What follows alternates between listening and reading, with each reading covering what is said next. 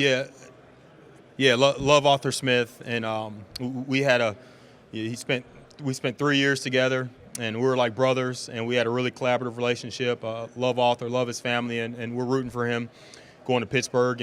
And look, Arthur's, you can, if you spend any time with him, you can tell right away he's a smart guy, and all he's worried about is making that football team better. And so I've gotten to talk to Coach Tomlin over the last few weeks too. Now being with Raheem and the relationship he has with Mike Tomlin, but I know they're going to have a really good relationship, and they're going to do everything they can do to make that team as good as they can. Your relationship with Raheem, what have you learned about him the last 3 weeks, and I guess how exciting is that for you? Oh, it's really exciting. Every single day, every single moment, whether it's a meeting in the morning, text at night, whatever it is. Everybody talks about collaboration, but it's really collaborative. And he's put together an excellent staff, and I would say we have some real smart coaches that are very collaborative. And the communication has been outstanding. And so it's been very exciting. It's been great working with Raheem and that whole staff.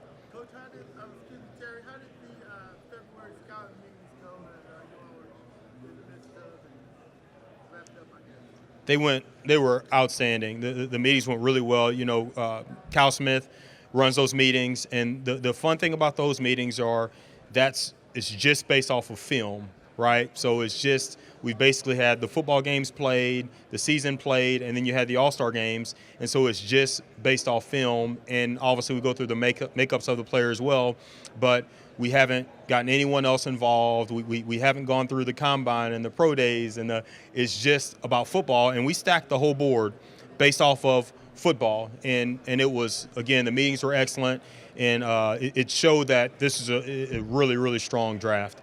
My man, that jacket is out. Let me see that, man. This dude is a stud. Look at that jacket, man. That's impressive. What's your name? Giovanni. Of course your name's Giovanni. Look at you, dude. You're a stud, man. In addition to the quarterback situation, what are some of the other personnel issues that you all are facing with? Yeah, it's and Led, I wouldn't look at any position and say that we won't add to that position. Again, we feel really good about our offensive line and where we are there, but you always want to build strengths. You want to add to strengths. And the way we go through this process, whether we're talking about free agency, whether we're talking about the draft, we want to add good football players that fit the makeup. Because, look, when we're sitting here last year at this time, you may not have thought that we're going to go after a safety in free agency. But when you have a player, it's unique to have a player like Jesse Bates available that fits the makeup profile. He's a multiplier in terms of the makeup and the character, and he's a good football player. So let's add those players, regardless of the position they're at. So I would say that we need to improve this entire roster, and we're not going to close any doors at any position. Terry, two things. How's Grady feeling? Good update on Grady, Jarrett. And then how much business you try to get done? We've seen years past, like a lot of teams try to move back, stay up, try to get that done so they know what's moving forward. You try to get business in this league as well? Yeah, Grady's excellent. I mean, he's going to be – we all know he's going to be ahead of schedule, and we don't put any specific dates on this is when.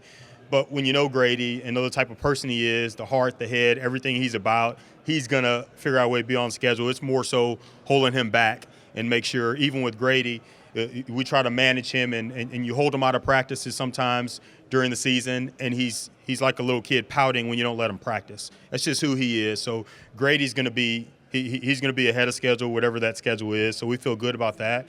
And in regards to getting business done, look, you basically you have your plan, right? And then you know what you're going to attack, and you're going to be aggressive. But that's why we have all these conversations, because you have to be light on your feet. You get a lot of information when you're talking to GMs, when you're talking to agents. You learn about a player that, hey, this player might be available, this player might be cut, and so you learn a lot too. So we always have a plan, but it's not fixed, right? You have to be flexible, you have to be adaptive. So sometimes things can happen quicker, and sometimes they take more time. You got to be light on your feet.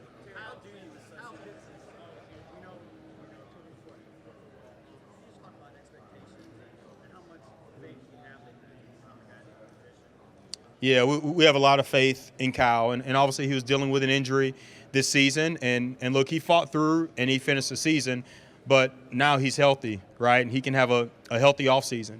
And we're very excited about our new tight end coach, Coach Koger, and obviously Zach Robinson, our offensive coordinator. And we're very excited about them. They're going to get the most of the players in this building. And we know Kyle's going to put in the work and get the most of himself. And we're going to continue to add. But we're very excited about Kyle having a great offseason and having a great year.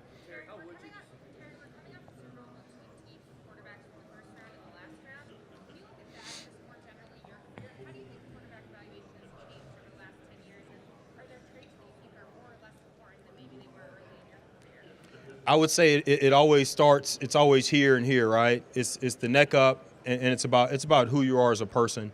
You talk about those two quarterbacks. Obviously, they're different skill sets, and yet it's the makeup that makes them special. And I think that will never change. There's a lot of, whether you're talking about the draft, whether you're talking about free agency, there's a lot of different flavors, right? There's a lot of different skill sets. There's a lot of different physical attributes. But what never changes is it's about the makeup and the character and the worker. And these guys, there's no more pressure outside of the head coach. There's not a position where you have more pressure than you have at that specific position, right? And I don't care where it is. I don't care if you're talking about a high school quarterback these days, college, NFL. That's a lot of pressure, and you can't predict how a person's going to handle that pressure. So they have to have the right things in here and in here to handle that. So I would say that's what hadn't changed. How do you assess that? It's everything you do. The scouts work really hard. We have a great scouting staff, and they're in the schools. They're talking to everybody. So we go through that process. It's what you see on the film, right? It's us spending time with them, as much time as we can with them here and other places. So you just gather as much information as you can, and you put everything together. So, but it's not a perfect science. And if someone had the perfect thing that you have to look at, then obviously they'd be a genius. And so it's not a perfect science, but that's what we're working hard to do, assess that. Why do you think it's the hardest position to evaluate? It's just what we said. There's not a position that has so much pressure on it than that position. There's just so much pressure involved in it, and there's a lot of different factors to it. You know, it's obviously not easy. I mean, you take 32 teams, and everybody's always trying to do the same thing, so it's not easy. How much does your success in 2024 hinge on getting that quarterback position right? Yeah, we got to get it right, and that's real clear. We haven't shied away from that. We know that's critical to get that position right. But it doesn't stop there. We have to get the right quarterback in, and we have to improve this entire roster and get ready to roll this season.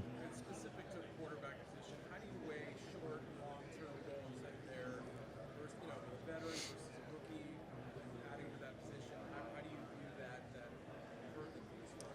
Yeah, we won't close any doors. It can be a veteran, it can be a young player. We won't close any doors. It's about getting it right, whatever that is. And the cool thing about this year is there are a lot of really good options in all areas. There are good options regarding veterans, UFAs, possible trades, the draft. There's a lot of good options. The critical part is to make sure we get it right. What's the biggest red flag in terms of something that really scares you? It's all about the makeup. It's got to be the right person, because we've seen different players do it different ways in terms of skill set, in terms of background, where they came from. We've seen a lot of different guys do it different ways. You have to nail the makeup. Do you have any conversations with Desmond since the end of the season and how those progress and just makeup around type of makeup? Yeah, just like any of our players, we're in constant communication with players on our roster. So no different than Desmond or any other player. We've had constant communication with them. The running back position, having trouble with your from the year before, you rushed for 1,000 yards. What did you find it important to draft Bijan Robinson to bring that to the offense? Yeah, just kind of what I was talking about with Jesse Bates, right? You add a guy like Jesse Bates because of his makeup and the skill set, and you get excited about him. And that's our mindset with any position. It's not about drafting a running back. It's about drafting the right guy and adding the right guy. So a guy like Bijan, we believe he's the right player. The makeup, the skill set, everything aligns. And when you get players like that, they're multipliers. They make people around them better. So we don't get caught up into what the specific position is. We're just adding good football players. Jarrett, Evaluate his rookie year. Bijan's rookie year, Yeah, he did some really good things, and we saw it. He did some, I would say, some special things, and yet there are areas that we're going to continue to improve with him, just like everybody else. So, hey, did some good things, showed some really good things. It comes down to winning, and we didn't win enough. So everybody's looking in the mirror and saying, what can I do better? I know he's doing that. What can I do better next year to help this team win more? But I would say he had a great rookie year, and I would say he's going to have a better year in 24. Yeah, Terry, there are 11 players from Georgia here, Bowers and I guess McConkey up top, Nick Bullard. How do you assess that the contingent from the University of Georgia this year? Yeah, I won't go through each one of them, but obviously it's a good group. I mean, that's one of the better teams in the country. So they put some good football players. Obviously, Kirby knows how to pick them coming out of high school, and he knows how to coach them up and get them ready to go. So we're obviously looking hard, not just at the players on Georgia's roster, but there's a lot of players that are from Georgia. And I'll always say this, and it's true. I'm at a lot of park ball games and with my kids, and I don't know what they're putting in the food down in Georgia, but they've got some unreal athletes, males, females, because I have my daughters play sports too.